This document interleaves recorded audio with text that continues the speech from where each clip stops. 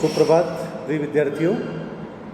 कल हमने बाल गोविंद भगत के जीवन चरित्र के बारे में पढ़ा, उनके शारीरिक स्थिति के बारे में पढ़ा, साथ ही उनके स्वभाव के बारे में पढ़ा था। और इसी सिलसिले को आगे बढ़ाते हुए आज हम जो हैं आगे बढ़ने जा रहे हैं जहाँ कल छूटा था उससे आगे।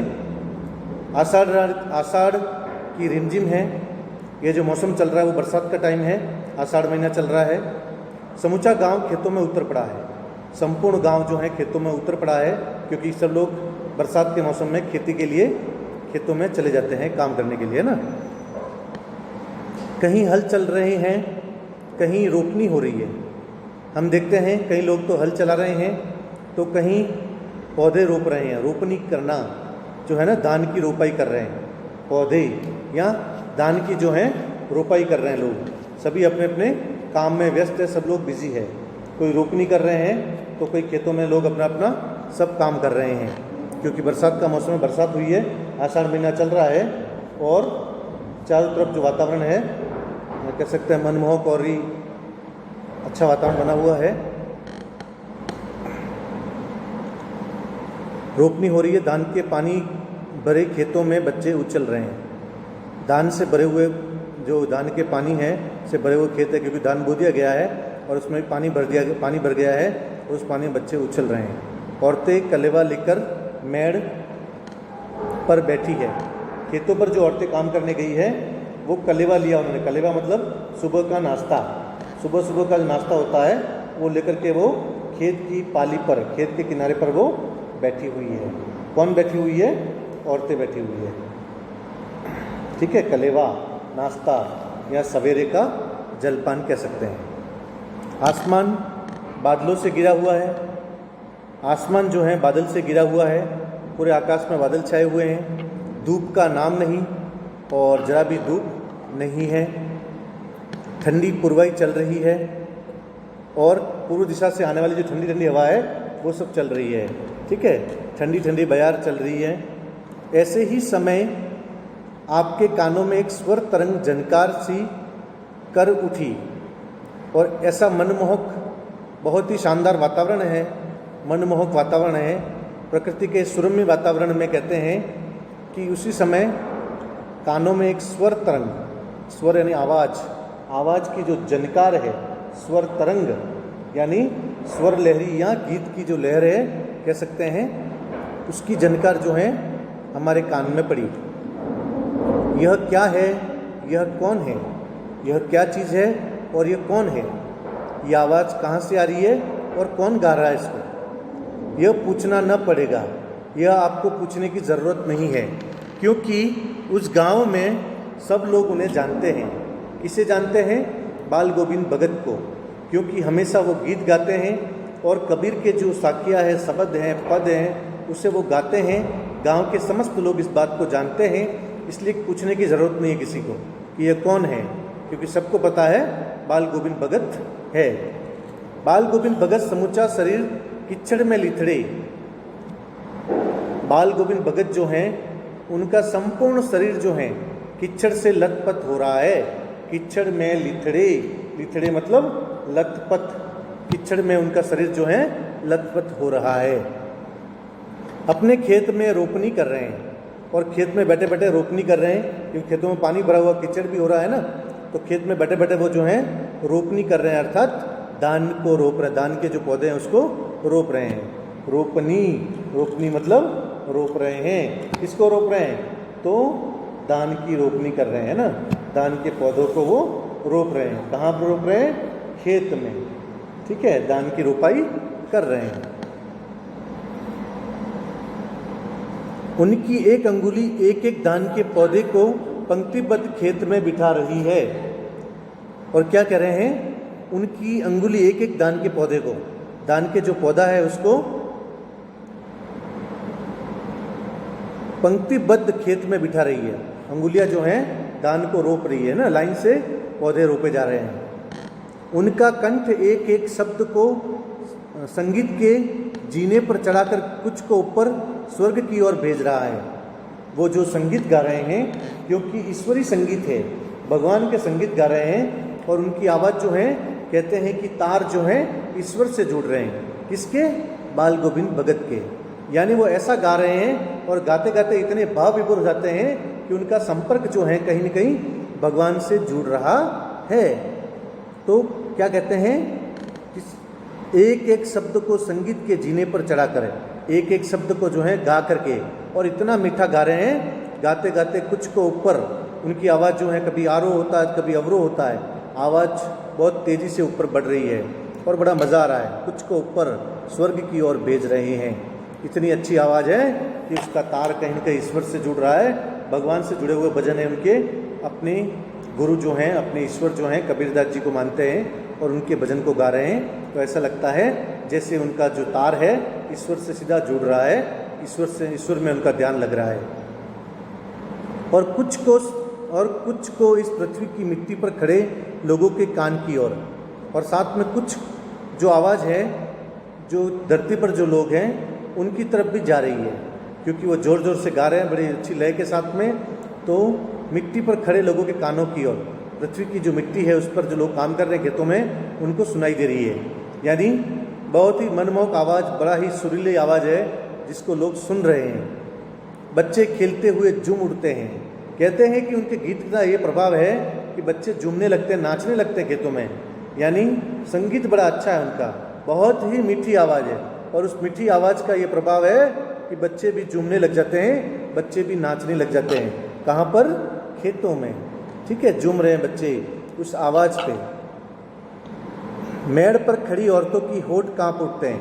खेत की मेड़ पर जो औरतें बैठी है वो भी उनके उस भजन को गा रही है, उनकी आवाज़ में आवाज़ मिला रही है, उनके भी होठ कांप रहे हैं, मतलब होठ जो हैं हिल रहे हैं, वो भी उस गीत को गा रहे हैं। आपने सुना होगा कई बार हम सॉन्ग सुनते हैं, सुनते सुनते उस लय ताल में ऐसे बह जाते हैं कि हम भी गाने लग जाते हैं।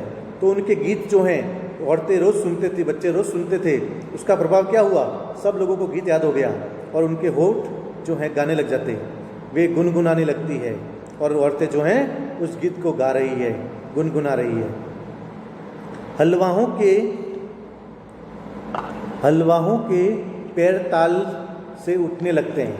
हलवाओं के पैर भी जो हैं उस ताल, उस आवाज़ की, मृदंग की आवाज़ का ये दम होता है कि अपने आप पाँव उठने लगते हैं। अपने हुआ गीत का प्रभाव क्या होता है? गीत का हमारे शरीर पर प्रभाव होता है। कई बार हम सॉन्ग सुनते हैं तो हमारी कभी अंगुलियाँ हिलती है, तो कभी हम और कुछ मुद्रा करते हैं ना, कभी गाने लग जाते हैं। तो इस तरीके से कुछ न कुछ शारीरिक क्रिया चलती है।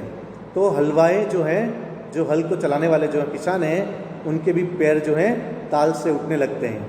रोपनी करने वाली की अंगुलियाँ एक एक अजीब क्रम से चलने लगती है, और जो महिला एक रोपनी कर रही है, जो धान की रोपाई कर रही है, उनकी भी अंगुलियाँ जो हैं एक अजीब क्रम से चलने लगती है, क्योंकि एक बार सॉन्ग से दिमाग उधर जुट जाता है और शरीर अपने आप काम करने लग जाता है। तो एक लय और ताल के साथ में काम होने लगा। ठीक है, स्वाभाविक काम होने लगा। बाल गोविंद भगत का यह संगीत है या जादू, ये कह सकते हैं बाल गोविंद भगत के संगीत का प्रभाव है। उनकी आवाज़ इतनी प्यारी है, इतनी अच्छी लय है कि उसकी लय का प्रभाव ये होता है कि बच्चे झूमने लगते हैं। हलवाई जो हैं, जो हलवाए हैं, मतलब जो हलवा जो कह सकते हैं, जो हल चलाने वाले व्यक्ति हैं, जो किसान जो हैं, वो भी, उनके भी पैर थिरकने लगते हैं। इसके साथ में महिला भी गाने लगती है, और कहते हैं कि काम करने की एक स्पीड बढ़ जाती है सबकी, और सबकी स्पीड बढ़ने का प्रभाव क्या है? इस संगीत का प्रभाव है। उनकी संगीत का ये प्रभाव है कि लेखक कहते हैं रामवृक्ष बेनीपुरी जी कि यह उनका जादू है, अर्थात उनकी आवाज़ में दम है, क्योंकि धार्मिक सॉन्ग है जिसे सुन करके सब लोग भाव विभोर हो जाते हैं और उसी लय और ताल में काम करने लग जाते हैं। ये सब उनके संगीत का प्रभाव है।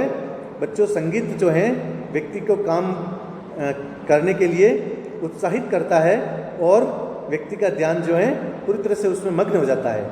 आपने भी देखा होगा, कई बार हम लोग काम करते हैं तो म्यूज़िक चालू करके बैठते हैं ताकि मन लगा रहे, हमें अच्छा लगे, तो वो भी इस तरीके से काम करने लगे सब लोग। ये उनके संगीत का प्रभाव है। भादों की वह अंधेरी अधरतिया, अभी हम बात कर रहे थे, वो आषाढ़ महीने की बात कर रहे थे, है ना। आषाढ़ महीना जो है जिसे बरसात का मौसम कहा जाता है, अब आ रहा है भाद्रपद महीना।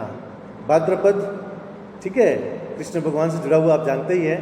कृष्ण अष्टमी को श्री कृष्ण का जन्म तो भाद्रपद की वह अंधेरी अधरातिया, भाद्रपद महीना है और अंधेरी आधी रात है। अधरतिया मतलब आधी रात, काली अंधेरी रात और भाद्रपद का महीना। अभी थोड़ी ही देर पहले मूसलाधार वर्षा खत्म हुई है और इस महीने में क्या हुआ है, लेखक कहते हैं अभी कुछ ही देर हुई है, उससे पहले जो है बहुत तेज बारिश हो रही थी, मूसलाधार बारिश, वो अब खत्म हो गई है। बादलों की गरज, बिजली की तड़प में आपने कुछ नहीं सुना है। हो सकता है बादलों की जो गर्जना है और बिजली की जो तड़प है, बिजली की जो चमक है, उसमें हो सकता है आपने कुछ नहीं सुना हो, क्योंकि बादल जोर जोर से गर्जना कर रहे हों। काली अंधेरी रात है, भाद्रपद का महीना है, उसमें बाल गोविंद भगत गा रहे हैं। लेकिन ये जो है बादलों की गर्जना के कारण और बिजली की चमक के कारण हो सकता है आपने उनकी कुछ आवाज़ नहीं सुन पाए हों, किंतु अब जिल्ली की जनकार या दादुरों की ट्र ट्र बाल गोविंद भगत के संगीत को अपने कोलाहल में डुबो नहीं सकती। यहाँ पर हम देखते हैं कि जो जिंगुर है ना, जिंगुर, हाँ, बादलों की गरज जो है, एक सेकंड कहाँ गया, किंतु अब जिल्ली की जनकार, जिल्ली जो है, जिल्ली अर्थात जिंगुर है ना, तो जिंगुरों का जो मिश्रित स्वर है जो बोलते रहते हैं, वह स्वर भी उनकी आवाज़ को दबा नहीं सकता है। और साथ में मेंढक जो है, बरसात होने पर जानते हो मेंढक जो है ट्र ट्र करते रहते हैं, तो वो भी आवाज़ कर रहे हैं। चाहे जिंगुर की जनकार हो सकती है, जिंगुरों का मिश्रित स्वर हो सकता है, ठीक है, ये उनकी ध्वनि हो सकती है, या फिर मेंढक भी चाहे कितनी आवाज़ कर लें, दादुरो मतलब मेंढकों की ट्र ट्र की आवाज़ जो है बाल गोविंद भगत के संगीत को अपने कोलाहल में डुबो नहीं सकती। वो जो हैं उनके संगीत को अपनी आवाज़ में डुबो नहीं सकती, उनकी आवाज़ को कोई दबा नहीं सकता। उनका सुरीला स्वर, काली अंधेरी रात, अर्धरात्रि, आप जानते हो आधी रात को सन्नाटा होता चारों तरफ, लोग बड़े आराम से सोए रहते हैं। उसमें आप जानते होंगे घर में एक छोटी सी अगर कोई वस्तु गिर जाती है तो भी उसकी आवाज़ जोर से सुनाई देती है, यहाँ तक सुई की आवाज़ भी सुनाई देती है। तो इस काली अंधेरी रात में भाद्रपद के महीने में बाल गोविंद भगत अपना गीत गा रहे हैं और उनकी आवाज़ को थोड़ा बादल और बिजली जरूर दबा सकते हैं, बट हम देखते हैं कि चाहे मेंढक हो चाहे जिंगुर हो, ये उनकी आवाज़ को दबा नहीं पाएंगे, क्योंकि उनका स्वर इतना मुखरित है, चारों तरफ आवाज़ जो है फैल रही है, लोग घर में बैठे बैठे सोए हुए सुन रहे हैं, यानी इतनी मधुर स्वर में वो गा रहे हैं, उनकी आवाज़ को कोई दबा नहीं सकता। उनकी खंजड़ी डिमक डिमक बज रही है, और आप जानते होंगे खंजड़ी जो है, खंजड़ी जो वाद्य यंत्र होता है, डपली के आकार का कह सकते हैं, एक छोटा सा वाद्य यंत्र होता है जिसे वो बजा रहे हैं, तो उसकी आवाज़ भी डिमक डिमक करके बज रही है और वे गा रहे हैं, और साथ में वो गा रहे हैं। कौन गा रहे हैं? बाल गोविंद भगत गा रहे हैं। क्या गा रहे हैं? बाल गोविंद भगत गा रहे हैं, गोदी में पीवा चमक उठे, सकिया चिहुक उठे ना, हाँ पिया तो गोद में ही है, किंतु वह समझती है वह अकेली है। ये किसके लिए कहा गया है? तो यहाँ पे हम देखते हैं कि गोदी में पीवा, गोदी में ही प्रियतम है, ठीक है, गोदी में ही प्रियतम है। चमक उठे सखिया, चमक उठी है सखिया, सखिया ने आत्मा, चिहुक उठे ना, बार बार चिहुक उठे, अचानक से जग जाना। कहना क्या चाहते हैं लेखक जो हैं रामवृक्ष बेनीपुरी जी? कहते हैं गोदी में पीवा के माध्यम से जो है बाल गोविंद भगत जी कहना चाहते हैं कि परमात्मा रूपी जो प्रियतम है वह तो आत्मा में निवास करता है ना, वह गोदी या हृदय में बैठा हुआ है, और आत्मा जो कह सकते हैं उस आत्मा से वो अभिन्न है, परंतु अज्ञान के कारण परमात्मा प्रियतम को स्वयं से दूर समझकर आत्मा विरह व्याकुल रहती है। आत्मा को उसके विरह में व्याकुल नहीं होना चाहिए, क्योंकि आत्मा किसका अंश है? परमात्मा का ही अंश है, और आत्मा बार बार घबरा रही है, तड़प रही है, किसको प्राप्त करने के लिए? प्रियतम को प्राप्त करने के लिए। प्रियतम कौन है? परमात्मा है, और वह परमात्मा जो है उसी का अंश हमारी आत्मा है, उसे तड़पना नहीं चाहिए। गोदी में पीवा चमक उठे सकिया चिहुक उठे ना, हाँ पिया तो गोद में ही है, अरे परमात्मा तो आपके अंदर ही है, और किस रूप में विद्यमान है? आत्मा के रूप में, क्योंकि आत्मा तो परमात्मा का अंश है, इसलिए हमें घबराना नहीं चाहिए। चिहुक उठती है, बार बार जो है आत्मा तड़प रही है, परेशान हो रही है कि मुझे परमात्मा को प्राप्त करना है, लेकिन वास्तव में देखा जाए तो आत्मा ही परमात्मा है। आत्मा जो है परमात्मा का अंश है। उस आत्मा को जान लो, समझ लो, तो परेशान होने की ज़रूरत नहीं है। आत्मा नहीं तड़पेगी, है ना। चिहुक उठती है उसी बड़े बादलों वाले भादों की आधी रात में उनका यह गाना, अंधेरे में अकस्मात कौन उठने वाली बिजली की तरह किसे न चौंका देता। काली अंधेरी रात में जैसे बिजली चमका देती है, उस तरीके से उनका यह भजन जो है सबको चमका देता है, सभी आत्माओं को जगा देता है कि हे आत्माओं, तुम परेशान मत हो, तुम व्याकुल मत हो, तुम इस शरीर में आकर के परेशान हो रही है, ऐसा लग रहा है, तुम तड़प रही हो बार बार शरीर में, और तुम्हें परमात्मा से मिलने की इच्छा हो रही है, अपने प्रियतम से, अपने प्रिय से मिलने की इच्छा हो रही है, जबकि तुम्हारा प्रिय तो तुम्हारे अंदर ही विद्यमान है, तुम्हारे हृदय में विद्यमान है। इसलिए हे आत्माओं, तड़पो मत, परेशान मत हो, क्योंकि आत्मा जो है परमात्मा का अंश है, इसलिए तुम बार बार परेशान मत होइए, ऐसा लेखक कह रहे हैं। इस भजन के माध्यम से जो है बाल गोविंद भगत बता रहे हैं। उसी बड़े बादलों वाली भादों की आधी रात में उनका यह गाना, अंधेरे में, भाद्रपद का महीना है, काली अंधेरी रात है, और उस अंधेरे के अंदर बड़े बादलों वाले, है ना, आधी रात में उनका यह गाना, अंधेरे में अकस्मात यानी अचानक से यह गाना अंधेरे में उठने वाली बिजली की तरह किसे न चौंका देता। जैसे अचानक बिजली चमकती है और व्यक्ति चकाचौंध हो जाता है ना, चौंक जाता है, उसी तरीके से ये गाना भी सबको नींद से उठा देता है ना, नींद से जगा देता है अचानक से उनका गाना। अरे अब सारा संसार निस्तब्धता में सोया है, संपूर्ण संसार जो है निस्तब्ध होकर के बड़े आराम से सोया हुआ है। संसार जो है बड़े आराम से सोया हुआ है, किसी को किसी प्रकार की कोई परेशानी नहीं है ना, बड़े आराम से सब लोग सोए हुए हैं। चारों तरफ निस्तब्धता है, अर्थात चारों तरफ क्या है, सन्नाटा है। सन्नाटे में सब लोग बड़े आराम से सोए हुए हैं। बाल गोविंद भगत का संगीत जाग रहा है, सब लोग सो गए हैं आधी रात को, है ना, और भाद्र महीने की काली अंधेरी रात में मात्र एक आवाज़ सुनाई दे रही है बाल गोविंद भगत की, और वो आवाज़ जो है सबको जगा रही है। तेरी गठरी में लागा चोर मुसाफिर जाग जरा।